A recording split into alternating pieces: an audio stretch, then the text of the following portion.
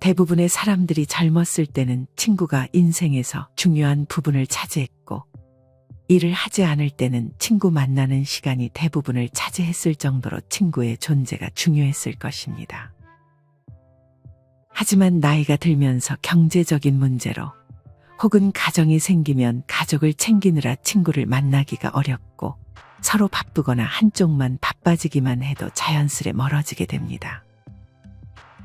아무리 친했던 친구라도 연락하기 귀찮아지고, 친구를 만난다 해도 대단히 즐거운 일이 있을 것 같지도 않아서 굳이 친구를 만나려고 하지 않는 분들도 많습니다.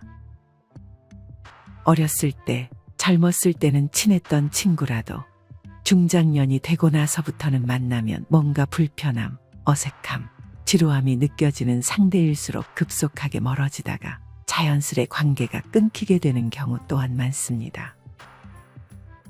그러다 보면 내 주위에 점점 친구가 사라지고 가족들과 지내는 시간 혹은 혼자 있는 시간이 많아지게 됩니다. 하지만 이렇게 나이가 들수록 주변에 친구가 없어지는 것은 당연한 것입니다. 세월이 흐르면서 주변에 사람들이 없어져 가는 것이 자연의 이치인 것이죠. 이렇게 주변 친구가 없어진다고 해서 내가 문제가 있는 건가라고 생각하실 필요는 전혀 없습니다. 자연스러운 현상입니다. 그냥 순리대로 흘러가게 두는 것이 좋습니다. 이렇게 나이 들어갈수록 주변 지인들이 점점 사라지게 되는데, 사실 이것은 친구가 사라지는 것이 아니고 친구가 별로 필요가 없어지는 것입니다. 가정이 있는 경우 배우자나 자식, 손주들이면 충분하다고 느끼거나 결국엔 혼자인 것에 능숙하게 되면 친구랑 만나기보다는 가족과의 시간 혹은 자기만의 시간을 즐기게 되는 것입니다. 어차피 친구를 만나면 주로 자식 자랑, 돈 얘기, 뒷담화와 같은 별로 듣고 싶지도 말하고 싶지도 않은 주제로 얘기를 하게 되는 경우가 많습니다. 이런 부정적이고 듣기 싫은 얘기만 하다가 나중에 친구와 헤어질 때 왠지 기분 나쁘고 시간을 낭비한 것 같은 느낌이 들게 되는 것입니다. 뿐만 아니라 욕심 많은 사람, 질투하는 사람, 잘난 척하는 사람이 주변 지인들 중 대부분일 것이고, 배려해주고 존중해주는 친구는 많아야 한두 명 정도도 되지 않을 것입니다. 노인이 되어 노인정에 가더라도 똑같습니다.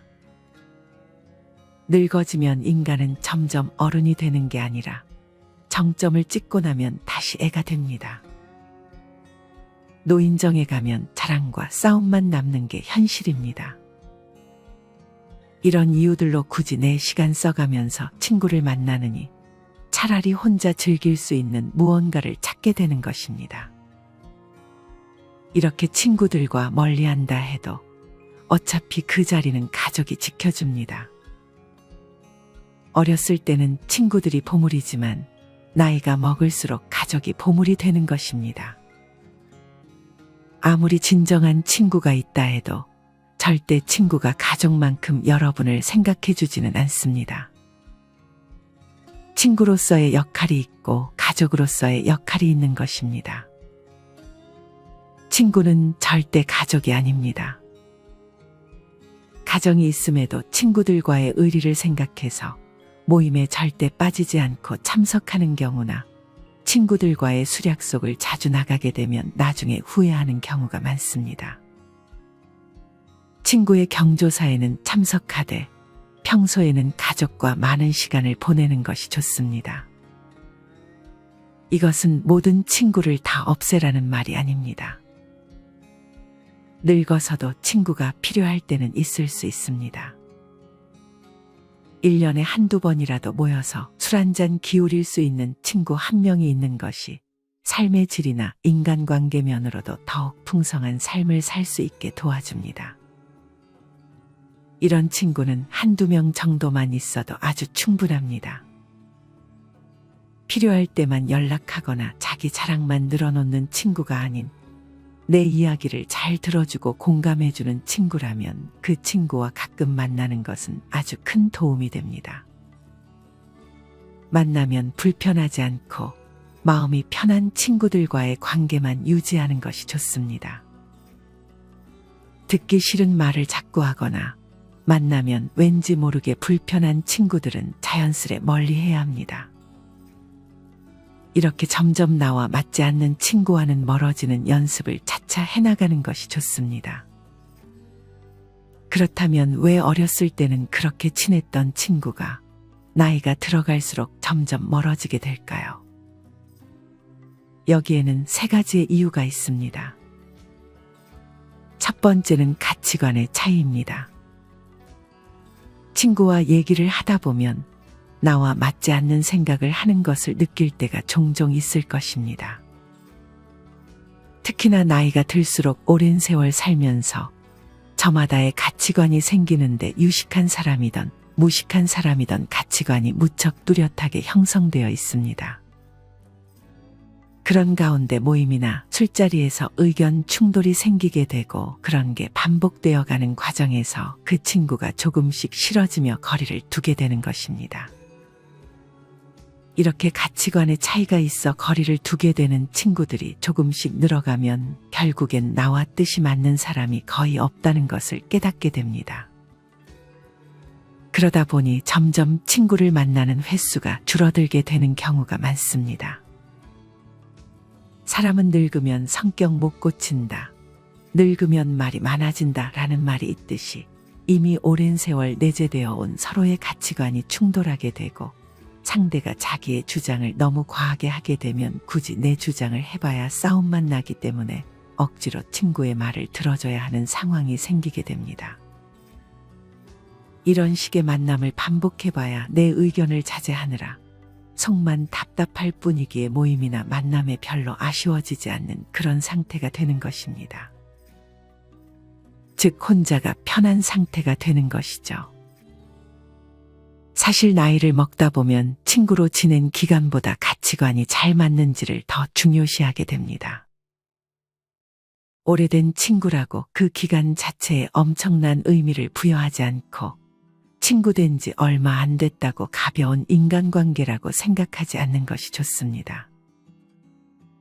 이렇듯 알게 된 기간보다는 나와 가치관이 맞는 사람인지 갈등이 있어도 대화로 잘 풀어나갈 수 있는지 판단하는 것이 중요합니다. 이렇게 보면 나이 들어서 사귀는 사람이 오히려 더 잘 맞을 수도 있습니다. 현재의 환경에서 만난 사람이 비슷한 가치관을 가질 확률이 크기 때문입니다. 하지만 이렇게 오래 알던 친구의 가치관이 달라졌다고 해서 상대를 욕할 필요도 전혀 없습니다. 누구나 나이가 들어갈수록 자기만의 가치관이 생기기 마련이고 누가 맞다 틀리다를 말하는 것은 없는 것입니다. 그저 다른 것일 뿐이고 다르기 때문에 멀어지는 것 또한 자연스럽게 받아들여야 합니다. 멀어지는 인연에 두려워할 필요가 없습니다. 또한 성숙함의 정도에 따라 멀어질 수도 있습니다. 나는 이만큼 성장했는데 가끔 친구가 말하는 것을 들어보면 왜 이렇게 미성숙하게 행동할까라는 생각이 드는 경우가 있을 것입니다. 특히나 나이를 먹고도 다른 사람을 시샘하고 시기질투하면서 뒤에서 험담하는 것을 보면 상대가 추해 보일 수 있습니다. 또한 자기가 불행하다고 남까지 자기 수준으로 불행해지기를 바라는 모습들을 보면 나이값을 참 못한다는 생각이 들기도 합니다. 이런 사람과 관계를 끝맺음에는 망설임이 없어야 합니다. 친구와 멀어지는 두 번째 이유는 생활 환경의 변화입니다. 세월이 흐른 만큼 각자가 사는 환경이 크게 달라집니다. 나이가 들어갈수록 자식이 있는 친구와 자식이 없는 친구, 성공한 친구와 가난한 친구, 수도권에 사는 친구와 지방에 사는 친구로 나뉘는 등 생활 환경이 점점 변화하게 됩니다. 결혼한 친구들은 결혼 생활에 대한 관심이 많을 테니 그와 관련한 얘기를 하고 싶은데 만약에 결혼하지 않은 친구를 만나게 되면 할 얘기가 줄어들고 오히려 아직 결혼을 못한 친구의 눈치를 보게 되는 경우가 있습니다. 또한 경제적으로 성공한 사람도 마찬가지로 가난한 친구를 만났을 때 괜히 상처가 되지 않을까 눈치를 보게 되고, 서로가 가지고 있는 지식들도 다를 것이기 때문에 대화하기가 쉽지 않게 됩니다.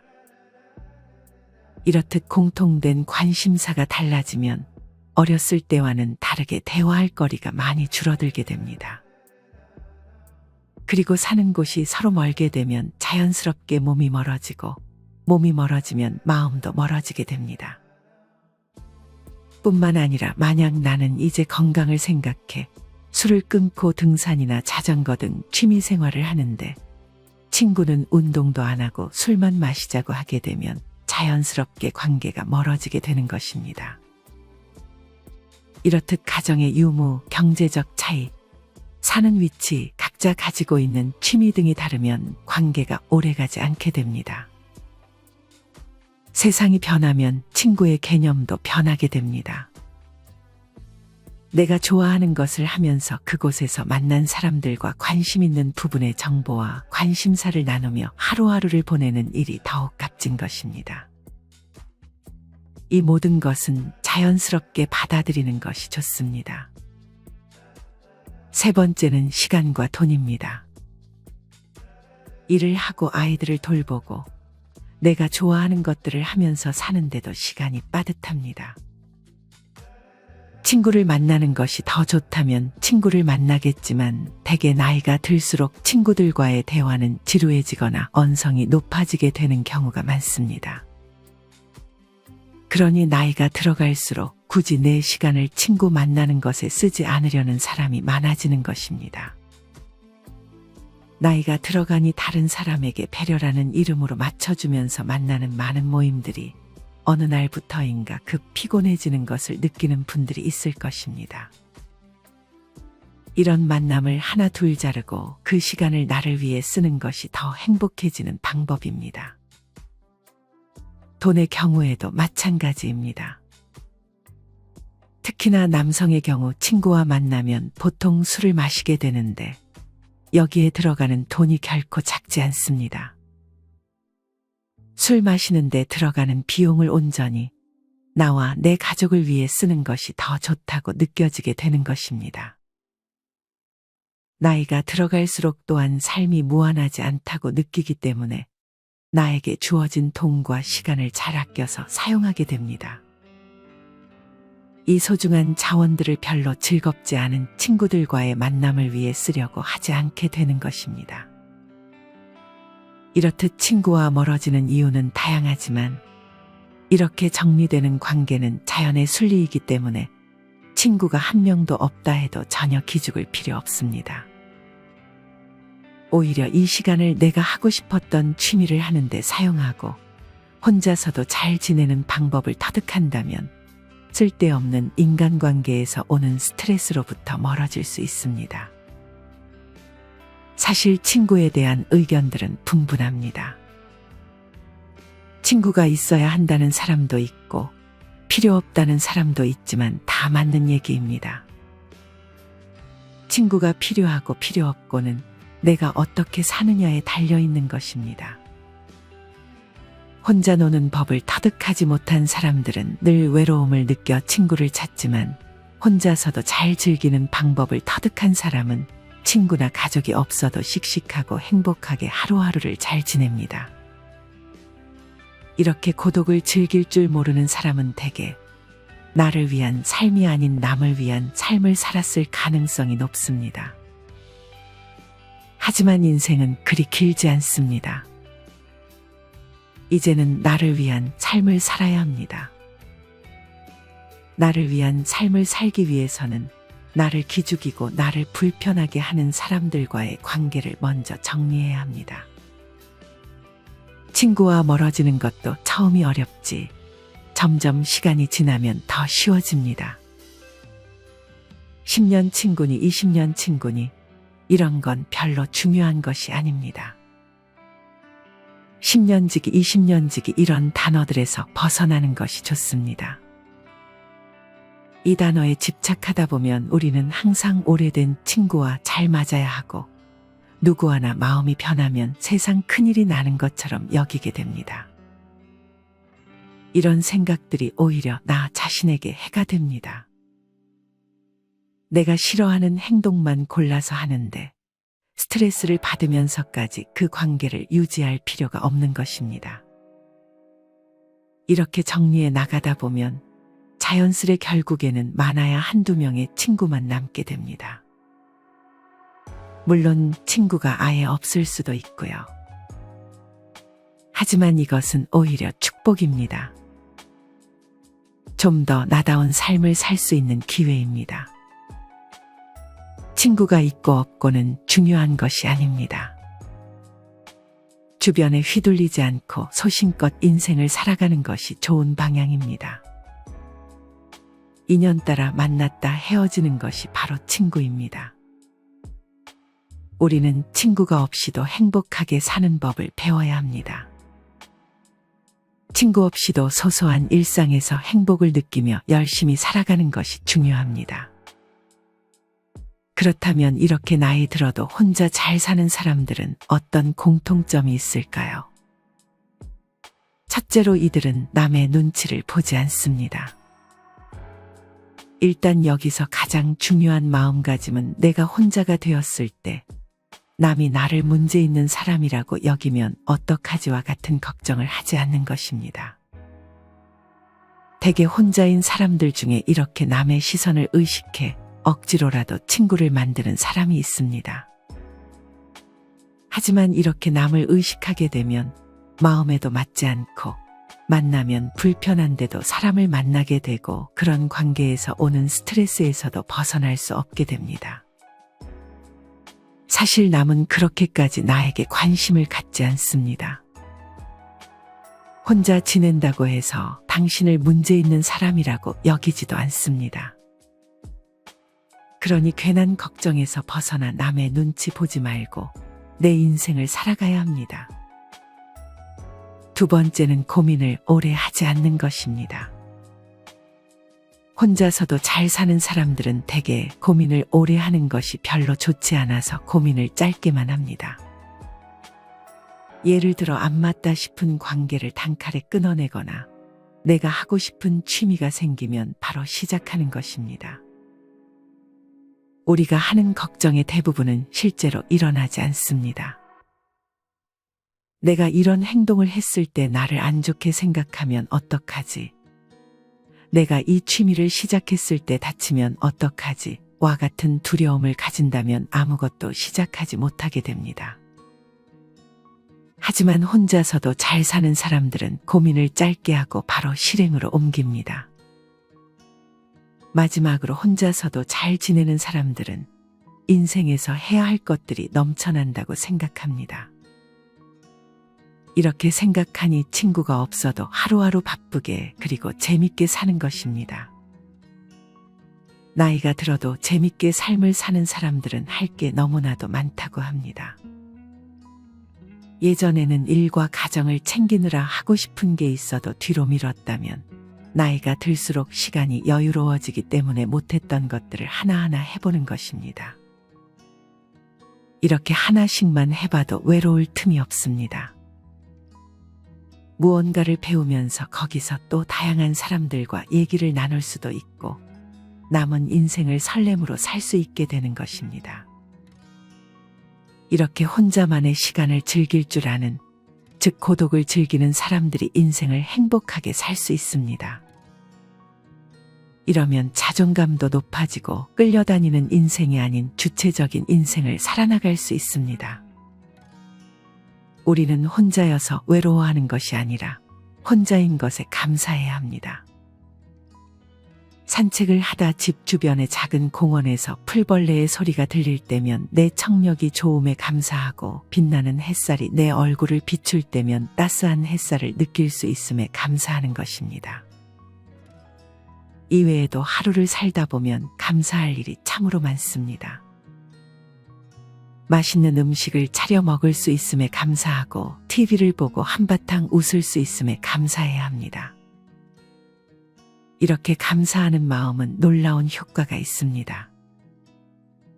감사하는 마음을 갖는 습관은 스트레스를 줄여주고 우울증, 부정적인 감정에서 빨리 벗어나게끔 도와줍니다. 감사하는 마음을 습관으로 만들면 잠도 더 잘 오고 피로감이 낮아짐은 물론 심장 질환의 위험이 줄어든다는 연구 결과도 있습니다. 이렇게 감사하는 습관을 만드는 방법들이 있습니다. 첫째는 작은 것에서 감사함을 느끼는 것입니다. 감사하는 마음은 전혀 아낄 필요가 없습니다. 오늘 날씨가 화창한 것에 감사하고 내가 생각했던 것보다 음식이 맛있게 된 것에 감사해야 하는 등의 사소한 것들에 감사하는 일들을 찾으면 좋습니다. 두 번째는 명상을 하는 것입니다. 가만히 앉아 눈을 감고 오늘 있었던 일 중에서 감사할 만한 일 3가지 정도를 생각해 보는 것입니다. 이때 주의해야 할 것은 감사한 일을 떠올림과 동시에 그것을 감사했을 때 느껴지는 감정을 오롯이 느끼는 것입니다. 이렇게 직접적으로 시간을 내서 명상을 하게 되면 더더욱 감사의 효과가 극대화됩니다. 마지막으로 감사 일기를 쓰는 것입니다.